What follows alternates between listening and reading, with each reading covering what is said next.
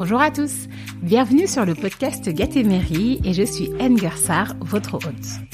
Dans ce podcast, on explore la notion de la réussite avec des invités aux parcours et horizons très divers. Parce qu'on met souvent en avant un modèle de réussite linéaire, nous voulons challenger cette notion pour que chacun puisse se l'approprier et se poser la question « Qu'est-ce que réussir ?» À quel moment je peux me dire que j'ai réussi ma vie? On vous donne rendez-vous tous les lundis où je reçois des entrepreneurs, des salariés, des artistes ou encore des sportifs qui nous partagent leur définition et leurs recettes de la réussite à travers 2 formats qui s'alterneront chaque semaine. D'abord, les récits de vie de Gattemery pendant lesquels nous allons entrer dans l'univers de notre invité pour découvrir l'envers du décor de son parcours et comment il ou elle s'est construit son propre leadership. Puis les tips de Gattemery, pendant lesquels nos invités répondent à vos questions sur une thématique particulière pour vous partager des conseils actionnables immédiatement. D'ailleurs, si vous avez des questions auxquelles vous voulez qu'on réponde, n'hésitez pas à les soumettre sur le site www.gattemery.com ou à nous écrire directement sur les réseaux sociaux. L'objectif de ce podcast est bien sûr de vous inspirer et vous donner des outils concrets pour vous rapprocher de votre propre réussite. Si vous l'aimez, la meilleure façon de le soutenir est de le noter sur Apple Podcasts et surtout de le partager autour de vous. Le bouche à oreille est le meilleur moyen de faire connaître ce podcast et comme vous êtes nos meilleurs ambassadeurs, on sait qu'on peut compter sur vous. Petite annonce avant l'épisode du jour.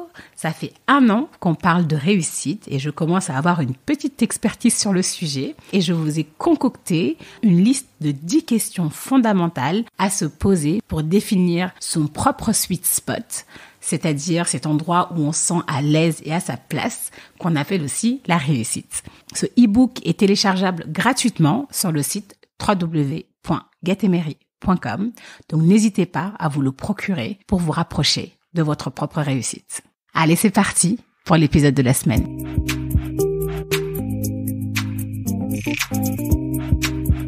Pour ce nouveau récit de vie de Gattemery, j'ai le plaisir de recevoir Sarah Danint, championne du monde d'escrime, médaillée de bronze au JO de 2008 et 2 fois championne du monde avec l'équipe de France d'épée féminine en 2005 et 2008.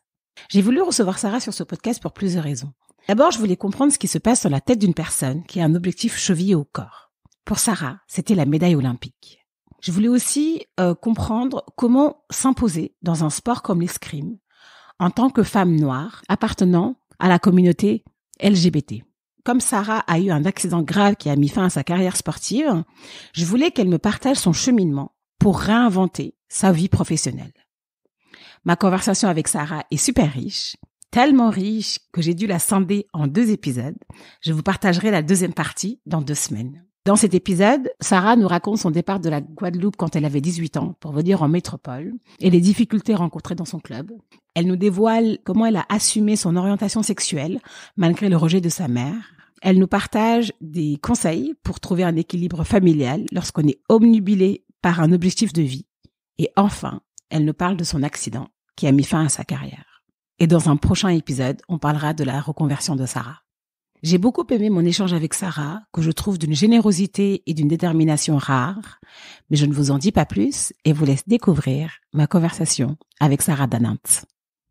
Bonjour Sarah. Bonjour Inge. Merci beaucoup de m'accueillir chez toi. On est super bien là. Ouais, on est bien, il y a un peu de soleil, il fait beau et on est toutes les 2 bien en forme apparemment. C'est ça, on a la patate.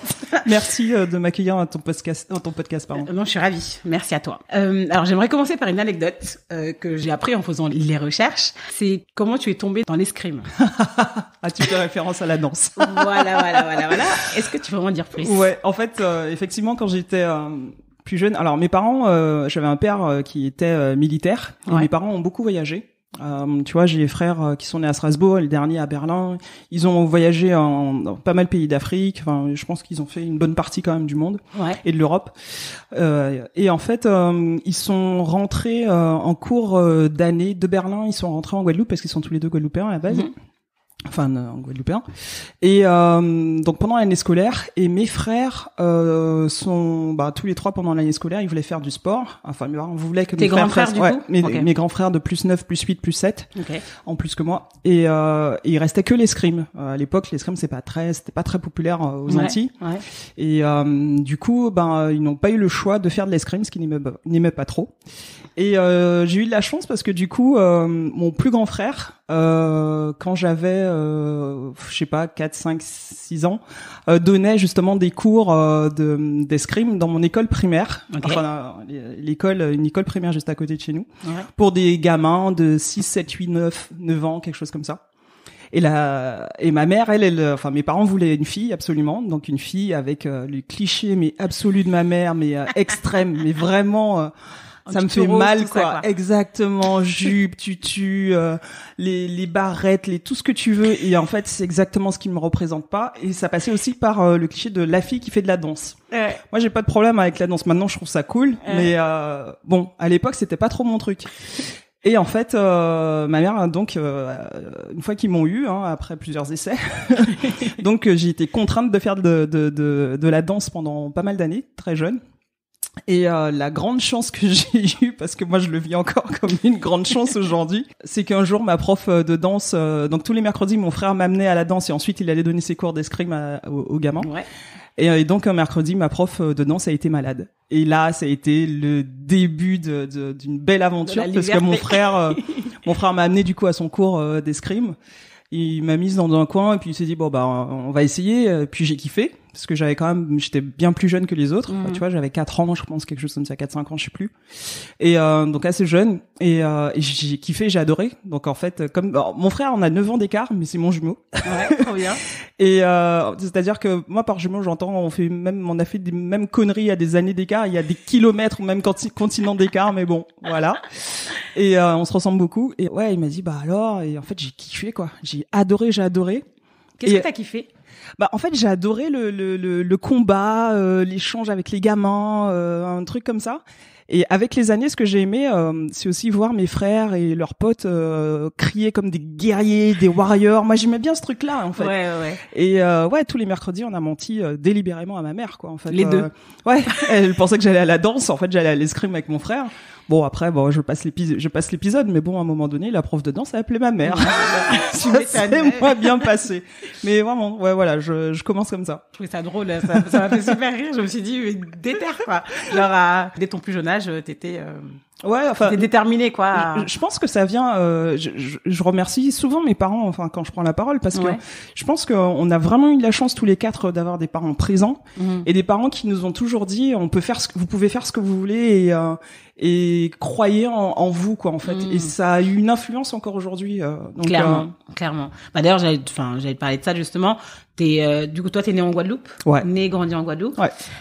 Tu peux me raconter un peu comment c'était en Guadeloupe, ton enfance? Du coup, tu rêvais de devenir quoi avant de tomber dans l'escrime? Tu vois? Enfin, est-ce que t'as des souvenirs? Alors, déjà, c'était beau. Enfin, moi, la Guadeloupe, je trouve ça beau. Moi, j'adore les couleurs. J'adore la lumière et la couleur, les couleurs et la lumière là-bas sont différentes. La lumière est assez, elle est différente. Tu vois, en tant qu'adulte, quand je reviens encore, je suis toujours émerveillé par juste des choses simples en fait. Et quand je fais venir des potes et tout, ils me disent mais c'est fou cette lumière, ces couleurs, c'est dingue. Je suis jamais allée, mais j'ai hâte. Ouais, mais il faut. Et puis un truc très con, enfin tu vois, les bâtiments, quand on est en France, la plupart du temps, on a des bâtiments soit blancs, soit des trucs très basiques. Moi, quand j'amène mes potes à mon école primaire, ils disent waouh parce qu'il y a des couleurs partout sur chaque étage, dans la cour. Ouais. Et en fait, tu vois, ça amène une espèce de curiosité aussi et de design en fait assez intéressant. Donc moi en Guadeloupe toute jeune, c'était beau, je me sentais libre et c'est marrant, mais avec du recul aujourd'hui, je sais que je me sentais libre, je me sentais bien dans mes baskets et tout le monde était on était tous potes, qu'on soit noir, blanc ou autre chose, garçon, meuf, enfin peu importe en fait. On se mélangeait tout le temps. Les gens qu'on les connaisse ou pas, on y allait, on les croisait, on discutait, on jouait. Moi, je jouais beaucoup. J'avais quand même beaucoup de potes mecs, et puis beaucoup de BMX parce que j'aimais bien les trucs un peu casse tout quoi. Et comme le cri du guerrier. Ouais. Avec le temps, je me suis aussi vite tournée vers le basket. Moi, je kiffais le basket aussi. Ouais. Et puis, on est très bercé par la culture américaine. Tu vois, t'en es quand même à 8000 km de Paris, même si on est un département français. Enfin, pour te donner une idée, moi, la maison dans la prairie, j'ai connu ça à 18 ans et demi quand je suis arrivé ici. Les gens aiment ça. Bon, ok, faut pas juger. Enfance, ouais. Mais enfin, moi, c'était plutôt le Wu-Tang Clan, BET, enfin, tu vois, des trucs comme ça, d'être très jeune en fait. Et ça aussi, ça marque en fait. Et ouais, c'était une vie riche, même si t'es gamin en fait, t'as toujours un truc à faire, à découvrir et c'est chouette. Et puis en plus, nos parents nous responsabilisaient très jeunes, je pense.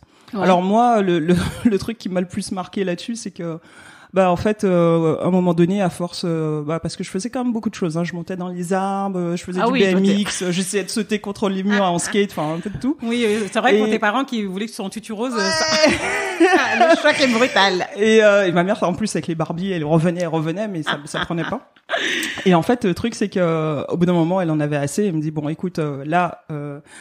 T'as pas encore eu de bras cassés, t'as pas ci, t'as pas ça. Ce qu'on va faire, c'est que maintenant, quand tu vas sortir jouer avec tes copains, je vais mettre une trousse à pharmacie exactement là, et tu vas te gérer tout seul comme une grande. Et à partir de là, en fait, j'ai plus de pépins, mais j'ai continué quand même à m'amuser dans trop une bien, oui, c'est liberté. vrai, ce truc de responsabilisation, oui, c'est tu te gères quoi. Ouais. Et t'avais des rêves particuliers? T'avais un métier en tête où tu te disais j'aimerais bien faire ça plus tard ou pas du tout? Honnêtement, enfin moi j'ai revu ma prof préférée, ma maîtresse préférée du primaire qui était ma maîtresse de CP. Alors moi je garde énormément les souvenirs et les moments en tête. Oui. Et même si c'est ma prof de CP, donc je me souviens d'elle, Madame Sildia, et je l'adorais cette femme. Donc moi quand je rentre en Guadeloupe, mes enseignants de primaire, je les vois. Tu vas les voir, trop bien. C'est important. Enfin quand je peux, ou d'autres du collège. Enfin bon, peu importe. Et du coup. Je peux pas dire que je me rappelais de ce que je voulais faire comme métier, donc je pensais à plein de trucs comme beaucoup de personnes. Mm-hmm. Mais il y a un truc qui est toujours ressorti que entre ce que me disait mon frère, mon jumeau, mes enseignants du primaire, mais aussi des profs du collège, c'est que quand j'étais petite, quand on me demandait ce que je voulais faire comme métier, je disais je sais pas trop, mais en tout cas une chose est sûre, c'est que je voulais aider des gens. Ce qui n'est pas un métier en soi. Oui. Mais aujourd'hui, je comprends en fait. On va voir et on va voir comment. À un moment, tu décides de quitter la Guadeloupe pour venir en France. Pourquoi t'as voulu venir? Quel a été le déclic? Quelle était la raison principale? Enfin, pour le sport, t'es venu, on va le dire. Mais est-ce que tu peux m'en dire plus? En fait, j'ai vraiment été. Au début, quand j'ai commencé l'escrime, toute petite, j'étais vraiment mauvaise, assez souvent la dernière ou avant-dernière. Mais bon, à un moment donné, ça a pris. Mais je continuais quand même d'y aller parce que moi je kiffais. Okay. Et sauf que en fait très jeune, donc vers mes 10-11 ans, j'ai commencé à percer au niveau national, donc ce qui était très jeune. Mm-hmm. Et du coup j'ai commencé à faire des championnats de France, etc. Et puis en fait je faisais très souvent des podiums en fait. Mm-hmm. Et ce qui fait que petit à petit, avec les années, l'entraîneur national commençait vraiment à venir me voir, comment ça va, enfin me reconnaître, etc. Et un moment où j'ai vraiment passé un cap et j'ai vraiment commencé à performer et partir donc du coup en Coupe du Monde internationale, donc partout en Europe, en Amérique du Sud, centrale, enfin. Trop bien. Ça c'était vraiment chouette. Et une question, tes parents par rapport à ça, est-ce qu'ils étaient pour, contre? Quel était leur en fait, ce qui est bien, c'est que on discute toujours. Mm-hmm. Alors, t'as envie de faire quoi? Comment tu te sens par rapport à ça? Et moi, je répondais, ouais, vraiment à mes parents, j'aime ce sport, j'ai envie d'en profiter. Et puis, je trouve que c'est une bonne opportunité. Et puis, tu vois, on y va, quoi. Donc, on discute 5 minutes. Après, une fois que tu es sûr que t'as partagé l'info avec eux, ils te laissent surtout. L'énergie et puis l'espace, pour te gérer et voir comment. Après, s'il y a un souci ou si, tu vois, on échangeait quand même pas mal. Et en fait, l'entraîneur national donc venait tous les ans, en fait, voir ma mère en lui disant quand il y avait un stage, en lui disant quand même, ce serait bien que Sarah vienne à Bordeaux parce que elle est forte. Elle a un plus jeune palmarès de toutes les Françaises qu'on a eues. Elle est très forte et tout. Confiez-la moi, voilà quoi.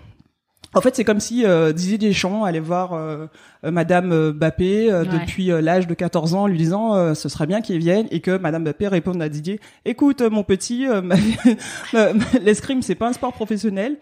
Moi, je veux qu'elle ait son bac avant de partir et qu'elle soit bien posée. Non. Donc, ma mère était prof et elle, c'est toujours soit premier, le reste ça compte pas. Le reste ça compte pas, ouais, je vois. Donc, elle répondait non à chaque fois Et toi, pendant cette période, tu vois, cette période où l'entraîneur venait à chaque fois et que ta maman disait bah non, en gros, comment tu le vivais? Au début, pas très bien. Ouais. C'était dur, d'autant plus qu'en fait les compètes, comme je te dis, étaient la plupart du temps. Enfin, j'avais une compète en Amérique latine ou aux États-Unis. Et peut-être 5-6 compètes en Europe. Ouais. Donc plus l'Asie et tout ça, et en fait ce qui fait que je passais peut-être entre une semaine voire 2 semaines par mois en Guadeloupe.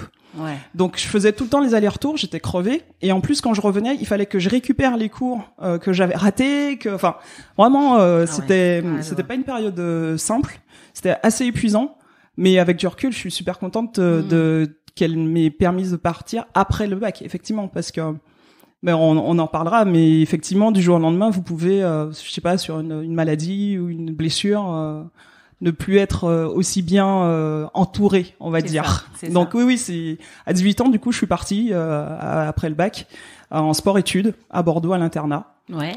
Pour 2 ans, et puis voilà, je suis partie comme ça. Et comment ça s'est passé? Ça a pas été simple. Ouais, c'est vrai. Je pense que ça allait te demander. T'as le mémoire. Ah, comment ça s'est passé? Ouais. Alors, c'était pas simple parce que alors je sais pas comment le dire, mais je fonctionnais pas de la même manière que les nanas avec qui j'étais à l'internat. Okay.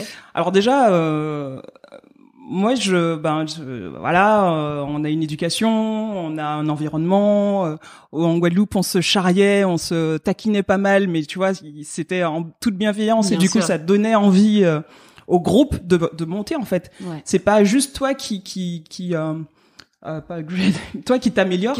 En fait, c'est vraiment le groupe. C'est vraiment le collectif et pas individuel, quoi. Exactement. Ouais, et ça, j'ai toujours connu ça. Donc ça, c'était déjà une force. Quand tu arrives en métropole, c'est pas du tout la même chose, c'est un peu chacun pour soi.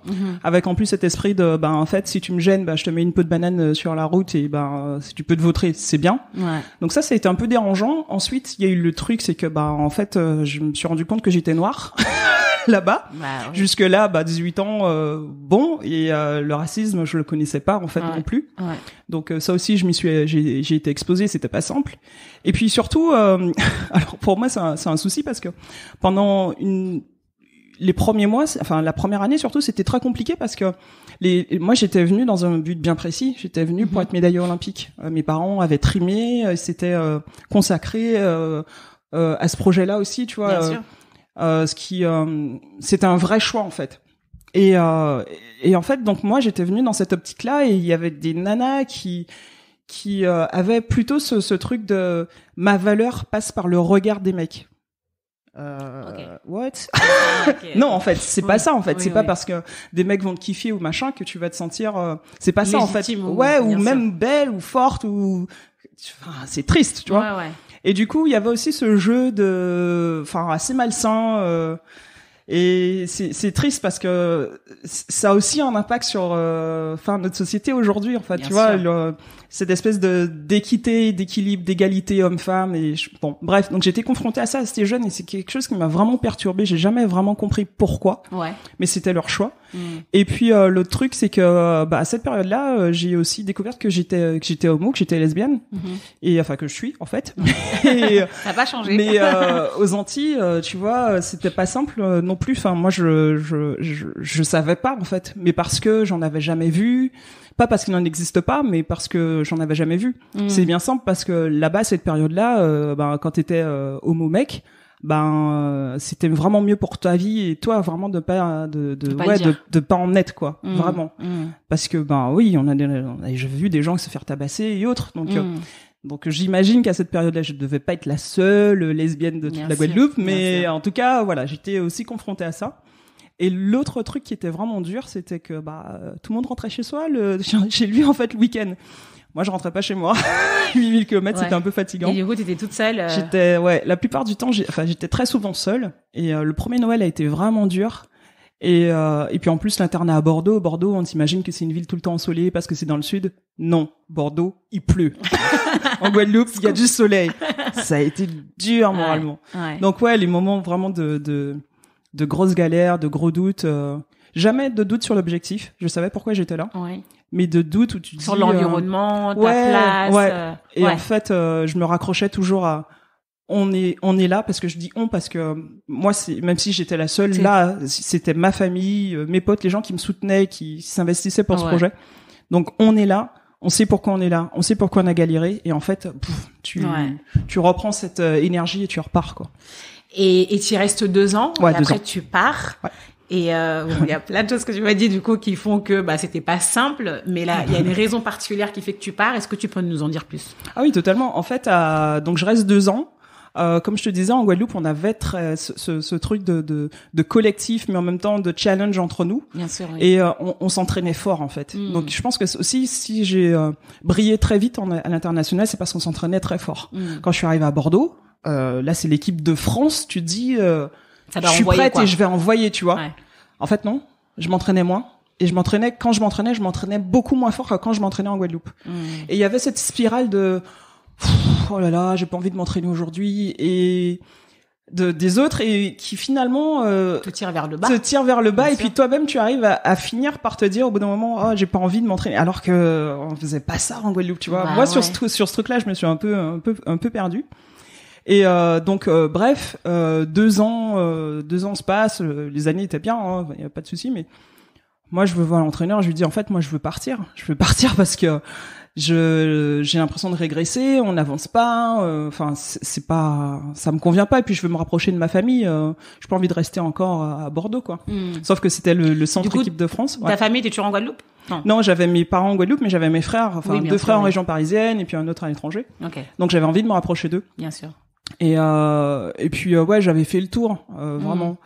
Donc ça a pas été bien apprécié aussi bien par l'entraîneur national que le directeur technique national. Et concrètement la Fédé m'a dit si tu te barres c'est fini en fait pour toi, ça va être de l'escrime loisir. Donc sachant que quand t'es à l'internat t'as selon ton niveau, enfin moi j'avais tout, t'avais les repas de pris en charge, t'as le logement pris en charge, tu peux avoir une bourse selon tu vois. En gros, j'avais rien à dépenser quoi concrètement. Je commençais un petit peu à gagner ma vie avec mon sport en fait, même si je voyais pas l'argent parce que tu vois l'internat était payé directement par la Fédé ou tu vois des trucs comme ça, mais quand même surtout que mes parents étaient loin, etc. C'était pas simple. Et c'est un sport de bourge quand même l'escrime, il faut aussi le rappeler. Donc c'était, et puis j'avais un partenariat avec mon club et un fournisseur d'équipement. Enfin, tu vois, toutes ces choses qui étaient très très dures financièrement, finalement, t'arrives à les couvrir quoi. Et là, donc du coup, je monte à Paris et en fait, ce qui est sûr, c'est qu'ils n'ont pas menti. Ils avaient vraiment tout fait pour que ça soit escrime loisir. Donc du jour, les partenariats. J'avais plus rien, j'avais plus d'entrée d'argent, j'avais plus rien. Il fallait que j'ai vécu avec mon frère pendant un moment qui était très loin de Paris et je m'entraînais au Racing Club de France à ce moment-là dans le site. Enfin, c'était vraiment dur. C'était vraiment dur. Plus d'entrée d'argent, tu passes de 15 millions de personnes à ta famille et c'est bien parce que du coup ça permet aussi de filtrer. Bien sûr. Et puis c'est dur, tu vois. Et moi, du coup, pendant un moment. C'est tellement dur qu'à un moment tu t'es obligé de prendre la distance par rapport à ton sport parce que il faut que tu travailles, faut que tu te ramènes donc payer les factures comme j'aime dire. Exactement. Donc là pour le coup moi l'emploi ça a été être vendeuse à GoSport où quand tu piétines en fait tu fais ça toute la journée, le soir tu peux pas t'entraîner, t'es fatigué. Bien sûr. Donc c'était un cercle vicieux et et puis en plus t'as une espèce de relation intimiste qui se crée entre ta banquière et toi parce qu'elle t'appelle tous les jours ou toutes les semaines. Une relation dont tu ne veux pas mais c'est le jeu. Bien sûr, c'est le jeu.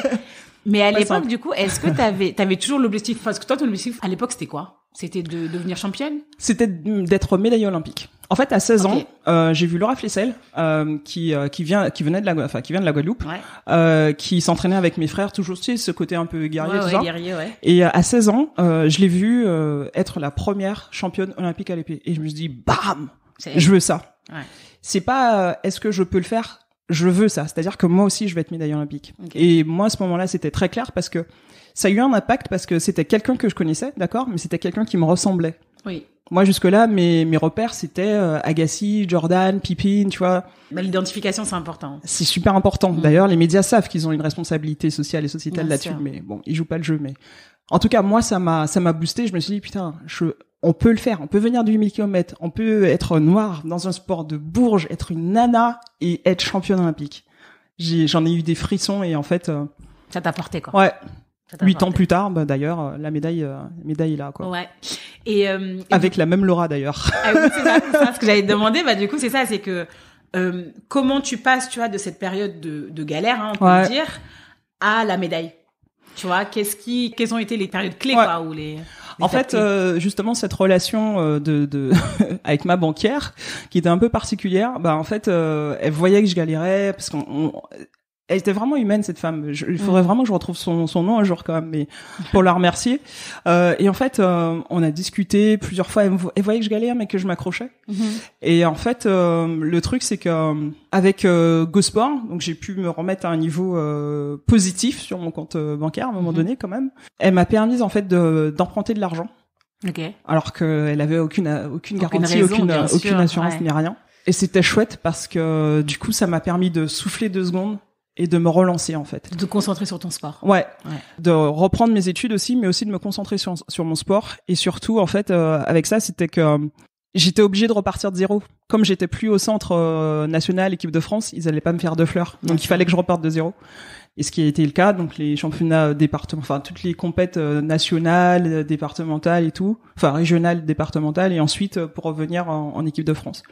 Et même quand j'avais des résultats, ça marchait pas. Donc, Pourquoi? enfin, ils me prenaient pas. Ah oui, bah oui. Donc, t'étais un peu sur la liste noire, quoi. ouais, Ouais. il fallait que je sois numéro 1. Donc, à un moment donné, j'ai vraiment compris qu'il fallait que je sois première. Et ben, comme n'ayant pas le choix, bah c'est ce qui s'est fait. Et ensuite, je suis revenue en équipe de France et petit à petit, ben voilà, on a fait une bonne équipe à 4 et on part au jeu et on ramène une médaille de bronze, effectivement. Parlons de cette médaille. Enfin, tu vois, moi, je me dis, les sportifs, moi, je trouve ça fascinant. Tu vois, ce que tu dis, hein, le fait d'avoir un objectif hyper précis Ouais. et de rien calculer. Tu te dis, c'est ça ou rien. Une fois que tu l'as, cet objectif, comment tu te sens? Alors là, c'est dur, hein, parce que, alors, j'essaie de pas pleurer, mais si, tu vois, ça me monte d'un coup. En fait, tu te rappelles toutes les années. Enfin, moi, quand je monte sur ce podium, je me dis, pouah, c'est énorme, quoi. C'est énorme. Enfin, ça y est, l'objectif est atteint. On assure le truc. Et en fait, en 2 secondes 4, là, tu souris, t'es contente. Et en fait, dans 2 secondes 4, t'as toutes les émotions qui remontent. C'est-à-dire que, moi, enfin, tu vois, j'ai à la période justement où j'avais plus d'argent de la fédération, à un moment donné, il a fallu que je trouve un logement et que je me loge pour quand même reprendre l'escrime. À certaines périodes, j'allais me coucher assez tôt parce que j'avais rien à manger, hein, faut se le dire. Sauf que ça, tu fais ça quelques fois, mais tu peux pas faire tout le temps. À un moment donné, ton corps il te dit, hey, j'ai faim, faut que t'arrêtes. Tu peux faire 2 fois, pas 3. Donc tu vois, il y a tous ces trucs où vraiment j'en ai chié qui remontent et donc du coup et puis même t'as ma mère qui s'est sacrifiée, qui enfin tu vois, tous ces gens, enfin toutes ces personnes qui en ont chié aussi pour que je sois là. Bien sûr. Et là, d'un coup, je m'effondre sur le podium, je commence à chialer et tout, et je pense à eux, je pense à ma mère, je pense à mes frères, je pense à mon père, ensuite aux potes, et je me dis, ouais, on l'a eu, tu vois. On l'a eu. On y est, tu vois. Du coup, le on de tout à l'heure dont tu disais, Ouais. pendant, Moi, je fonctionne comme ça. Je crois pas au sport. De toute façon, même les sports qu'on appelle individuels ne fonctionnent pas quand t'es tout seul. T'es obligé déjà d'avoir un coach, mais t'es aussi obligé d'avoir un entourage qui te porte, mais t'es obligé d'avoir une confrontation avec les autres. Et une confrontation avec les autres ne veut pas forcément dire avoir la haine de l'autre. Comme on nous a souvent imposé dans les sports de combat ou les sports d'opposition. Et en fait, c'est une erreur, quoi. C'est complètement débile. Je me permets de le dire maintenant parce que j'ai aussi des entraîneurs qui m'ont transmis ça. Et c'est non, on est des humains. Ça fait c'est juste un sport, quoi. Non, ça fait partie de la vie, en fait. C'est exactement ce que disait. Et c'est pareil dans le boulot, d'ailleurs. Stéphane Diagana, que j'ai reçu ici, enfin sur ce podcast, qui disait la même chose, qui disait justement que la seule exigence qu'il avait de lui-même lui suffisait en fait pour s'imposer, pas besoin de haïr l'autre. Ouais. Tu vois. Et ça, je trouvais ça hyper fort. C'est dommage, quoi.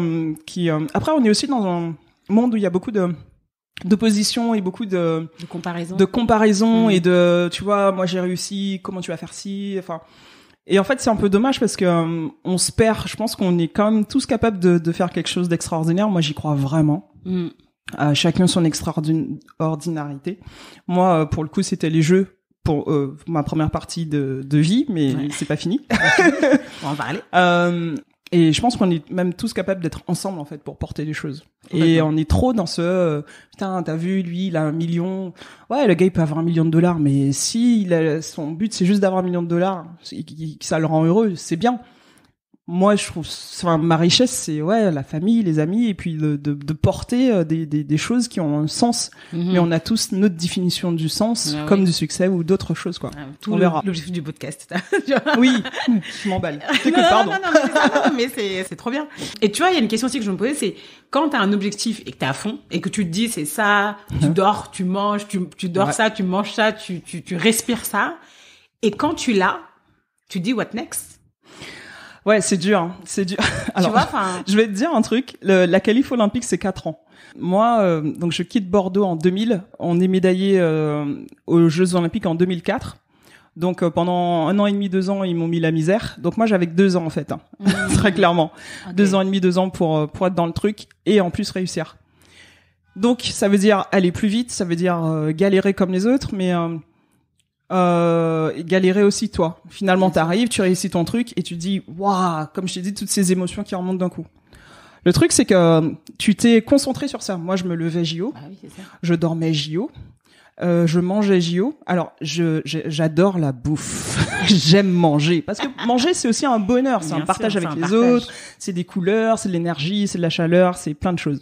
Enfin, tu vois, ça veut dire tu passes. Voilà, bon, je vois. C'est des étoiles dans les yeux. Et j'aime bien aussi, j'aime la richesse de la nourriture, mais j'aime aussi parfois de la junk food. Alors, j'adore la glace et j'aime beaucoup la pizza. Ouais, ça va pas trop avec le sport, etc. Pas très Olympic friendly. Non. Mais en fait, quand ton projet est tellement important, il prend tellement de place en toi que, tu vois, moi j'adore faire la fête, je suis aussi une fêtarde, oui. J'aime bien le vin maintenant avec l'âge, le temps, je dirais.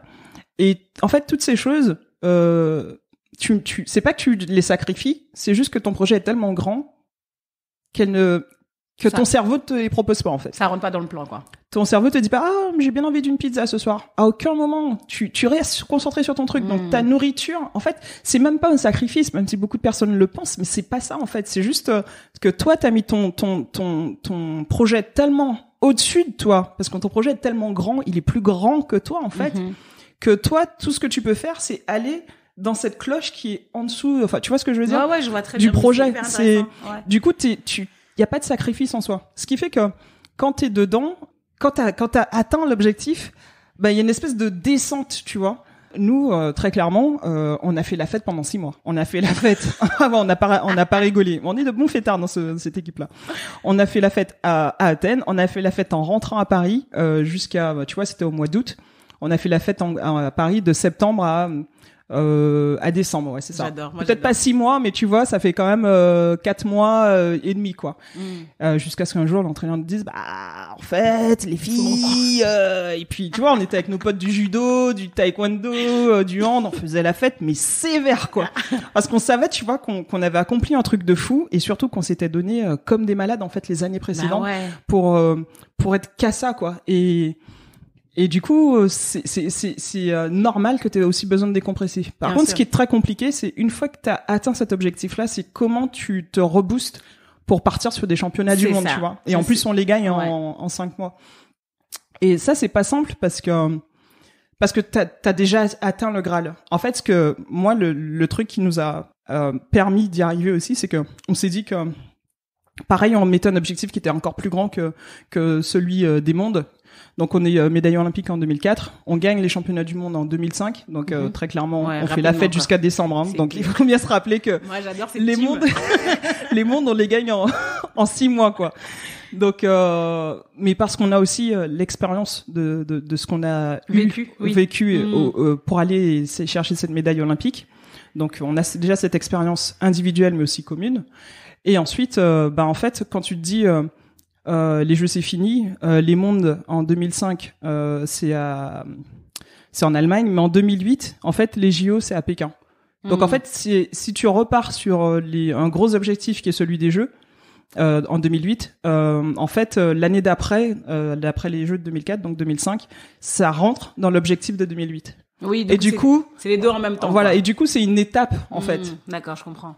Parce que c'est très dur une fois que t'as ton truc, vraiment de se dire putain, je me lève pour les Jeux, je me lève. C'est vraiment très compliqué. Ouais. Nous, ce qui nous a sauvés, vraiment, je pense, c'est de se dire que c'est pas forcément les mondes, c'est l'objectif le plus ultime après qui va compter. Et donc les mondes, c'est un truc qu'on peut faire. Ça a été difficile, on s'est battu pour être sur se qualifier, on s'est qualifié à la dernière compète, on ramène une médaille, on peut le faire. Et c'est fait. Et c'est fait. C'est fou, j'adore. C'est fou. Et donc pour revenir à ce que tu as dit par rapport à le fait d'avoir cet objectif vraiment chevillé au corps, mais plus que ça en fait, au-dessus de toi en fait. Tu vois, je fais une comparaison. Tu vois, par exemple, tu peux avoir un projet d'entrepreneuriat, tu peux être au taf et avoir un job hyper prenant et te dire, bah moi ce que je veux c'est être directrice marketing. Pour moi c'est pareil. Hein. Voilà, avoir un objectif clair et tu te dis je veux y aller. Et à côté, ok, tu dis pour la bouffe, etc. T'y penses même pas en fait. Ouais, naturellement, ton cerveau te le propose pas. Mais comment tu gères ta vie perso, tu vois parce que je pense que tu voyageais énormément aussi. Tu faisais ta vie perso au global, hein, ta vie de couple, ta vie de famille, etc. Comment t'as pu le gérer et si tu peux donner des astuces ou des conseils? Alors, je sais pas si je peux vraiment donner des conseils, mais en fait, effectivement, c'est pas simple parce que toi, ton objectif est tellement grand que toute ta vie va vers cet objectif-là, de manière naturelle. Mais par contre, ton partenaire de vie, lui, c'est pas forcément ce qu'il a choisi. Même s'il t'a choisi toi, il a pas forcément choisi de pas voir tes potes, de pas faire la fête, de pas manger de pizza ou des trucs de ce genre. Sauf quand on gagne. Ouais. Quand on gagne, on fait la fête. Ça, j'ai entendu. Donc, c'est pas simple, mais je pense que le premier truc, déjà, c'est parler du projet. Que ça soit ta famille, ton partenaire de vie, tes potes, c'est parler de ton projet, en fait. Toi, tu le sais, c'est ce que tu veux faire. Tu veux sortir, je sais pas, une ONG sur un projet. Il faut que tu sois déjà très convaincu de ton projet, que ton projet devienne toi. Enfin, moi, je fonctionne vraiment comme ça, comme beaucoup de l'athlète d'ailleurs, et qu'ensuite, une fois que toi tu y crois, que tu t'entoures vraiment de personnes qui te portent vers ce projet-là, et que tu parles en fait, que tu échanges, tu dis en fait, moi, je vais être médaillé olympique, donc ça veut dire que je vais m'entraîner 8 heures par jour, et 8 heures par jour, ça veut dire qu'il faut aussi que je vois un kiné plusieurs fois dans la semaine. Il faut que je mange de manière équilibrée. Faut que ci, faut que ça, faut que t'échanges, sinon ça marche pas. Et en plus, ça peut user les autres. Donc, par contre, c'est sûr qu'il y a des moments où, même si ton partenaire de vie, par exemple, moi, ma copine d'époque me disait, ok, on y va. Il y a forcément eu des moments où c'était un peu plus délicat, d'autant plus que moi je pars souvent à l'étranger, donc on essaie quand même de garder le lien. Des fois tu pars 3 semaines en Asie, tu vois. Enfin, je sais pas s'il y a vraiment une botte secrète, mais moi je sais que la communication était plus importante que tout, aussi bien au quotidien à distance surtout, pour alimenter le truc et tu vois, garder un peu cette flamme, mais aussi dans le comment tu te sens. J'essaie d'être assez présente et puis quand je suis là, après c'est vrai que t'es fatigué parce que t'as fait plein de choses, mais tu dois aussi quand même donner à l'autre, quoi. Oui, c'est ça. Que ça soit ta mère, que ce soit ton copain, enfin peu importe, mais moi je pense que c'est vraiment ça, la communication, et puis s'obliger aussi à rendre, de rendre, enfin c'est pas rendre vraiment, mais aussi de partager ce que l'autre, de partager avec l'autre, mais partager aussi des moments que l'autre veut vivre, en fait. Oui. Tu vois. Oui. Non, oui, en fait, c'est ça que je trouvais complexe, tu vois, ce côté où t'es matrixé entre guillemets par ton objectif, et en même temps, je pense que ça va être difficile aussi de laisser la place, mais il faut y penser parce que l'autre ne se sent pas forcément inclus. Par contre, très clairement, c'est un rire nerveux là.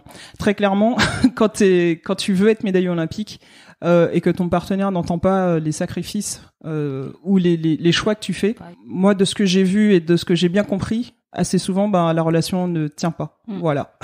Non, mais c'est... Non, parce mais que l'objectif, encore une fois, est tellement plus grand que toi, que ça veut dire que peut-être que la personne avec qui tu es, si elle ne le comprend pas, c'est peut-être pas en fait le bon choix ou quoi que ce soit, quoi. Puis de toute façon, comme... Et c'est pas simple, ça non plus. Ouais. Mais après, tu vois, il y a ce truc de c'est temporaire. C'est censé être temporaire. C'est censé être temporaire. Ouais, mais tu sais, ça met aussi un peu de...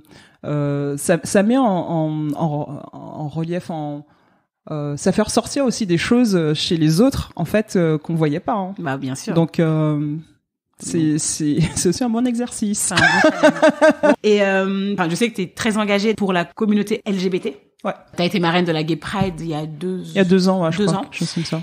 Alors, ce que j'aimerais savoir, c'est d'abord, est-ce que le fait d'être lesbienne dans le sport, est-ce que ça a été un frein pour toi?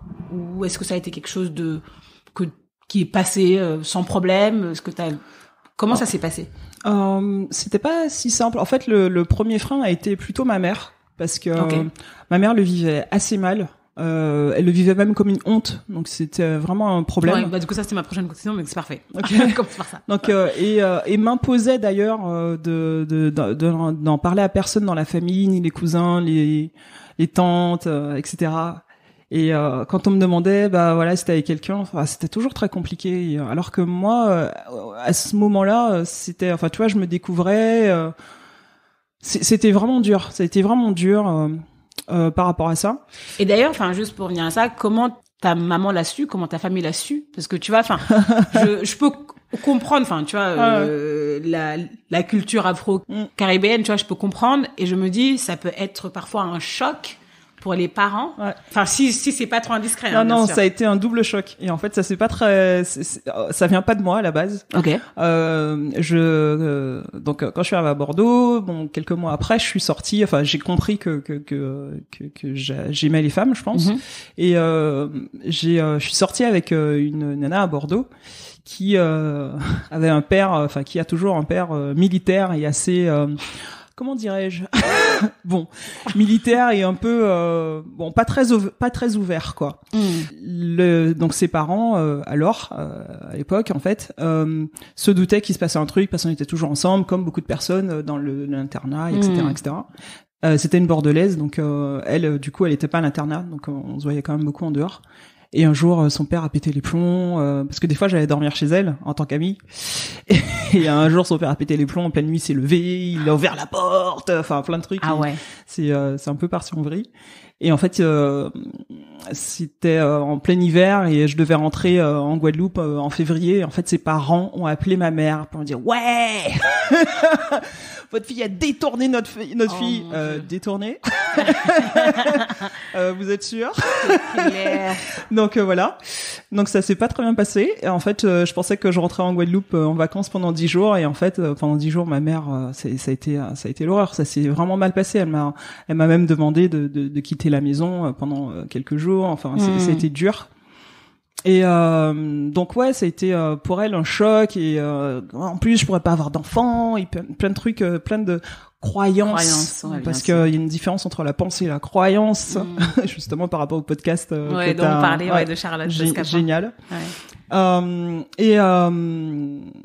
Et en fait, donc oui, ça a été déjà difficile les premiers temps avec elle. Et du coup, en fait, le truc c'est que comme elle avait honte d'un coup de sa fille, cette espèce de honte justement, en fait, toi tu finis par la ressentir et toi-même te dire peut-être que ce que je fais est mal. Ouais. Ou peut-être que...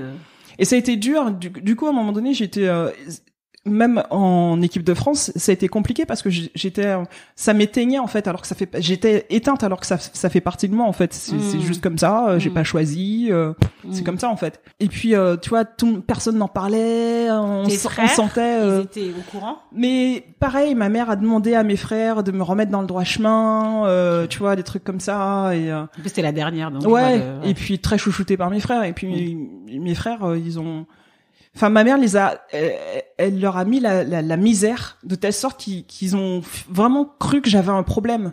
Mais c'est parce que elle a extrapolé en fait. Elle a en fait ses propres peurs en fait. Elle les a mises sur moi en fait. Et elle dit mes frères, attention, on est en train de la perdre, plein de trucs, des trucs horribles, mais qui étaient pas nécessaires en fait.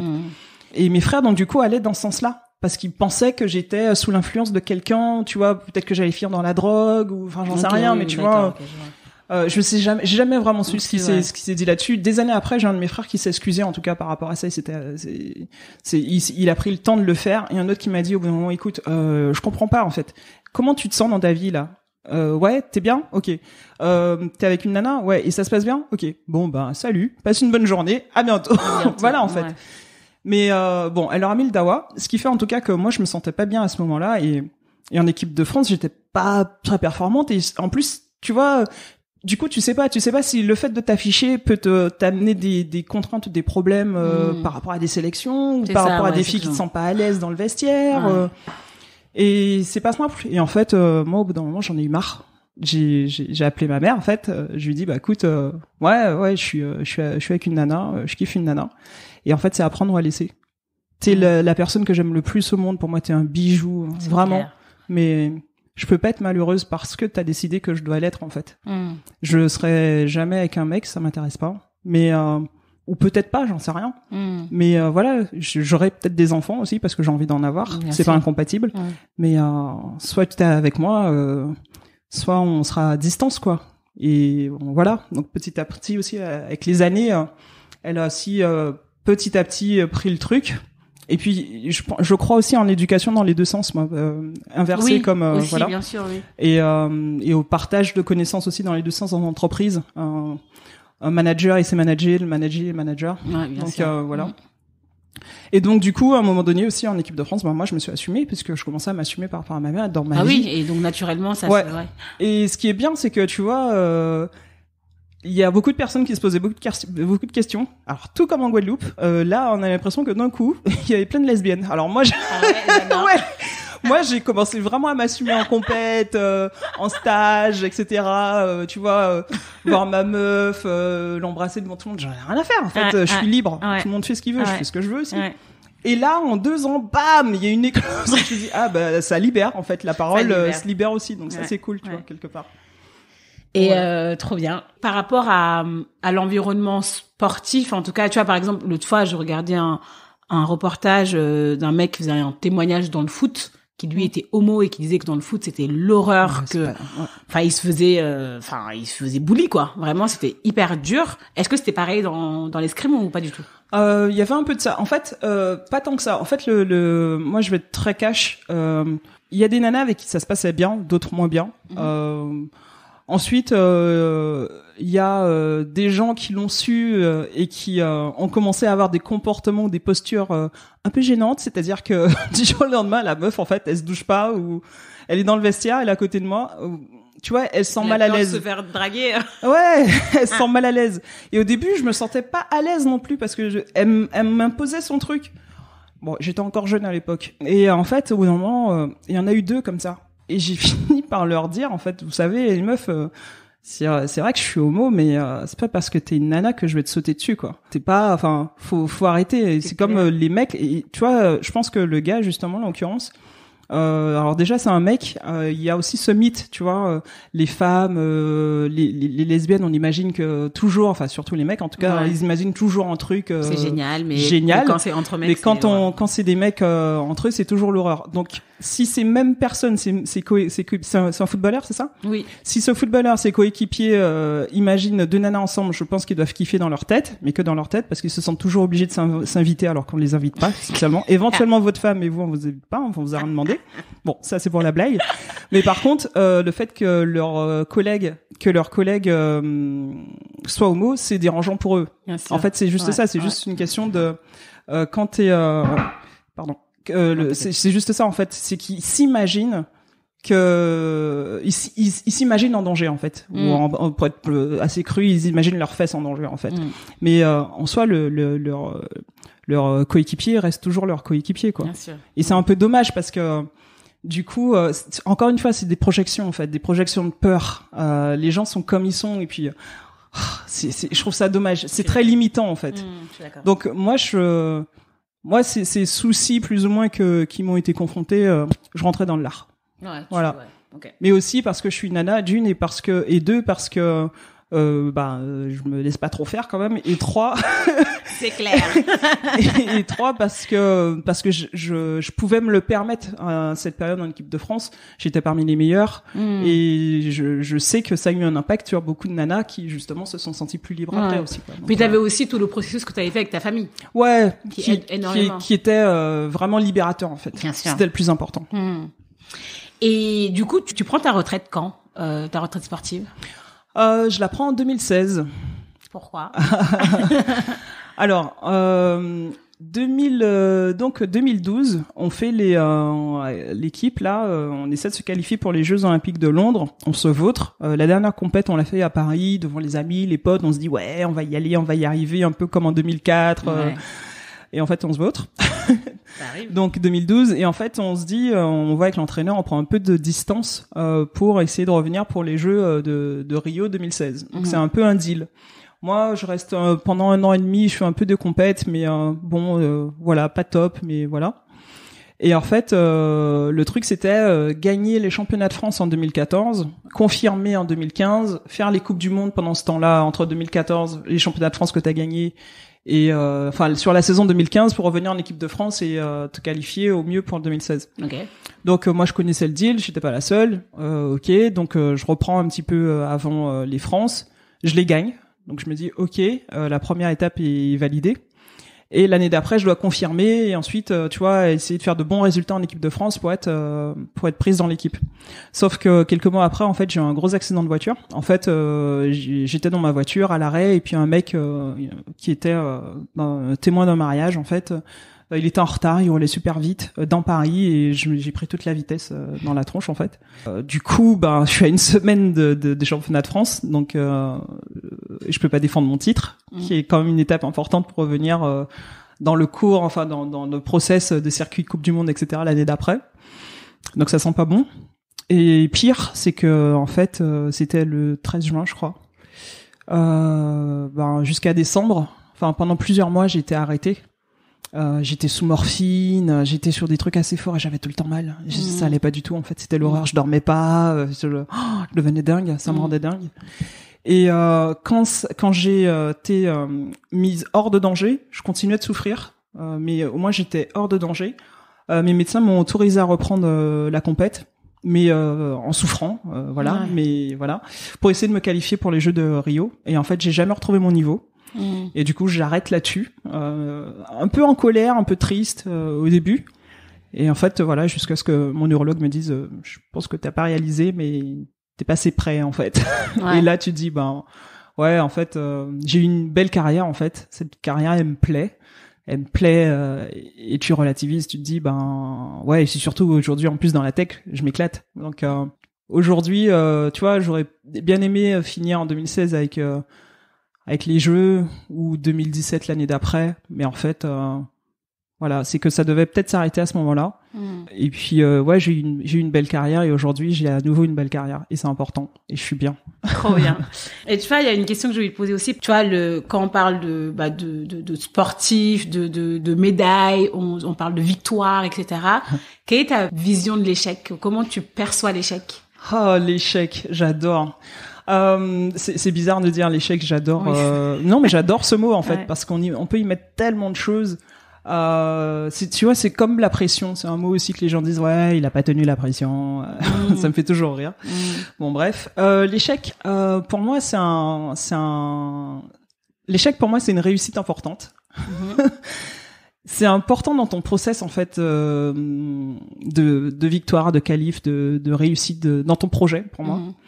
En France, on n'a pas trop cette mentalité de, tu vois, quand t'as lancé un projet et que tu t'es vautré, on se dit, franchement, c'est nul, voilà, ouais, il a pas géré, il a pas su faire ça, il aurait pas dû, il a pas eu les épaules. Mais toi, t'as fait quoi, en fait? D'accord? Aux États-Unis, quand tu te vautres, aux États-Unis, la culture anglo-saxonne, parce que c'est pas qu'aux États-Unis, quand tu te vautres, on te dit, ok, t'as tenté, t'as essayé de faire ça. Quels sont les KPI qui sont sortis?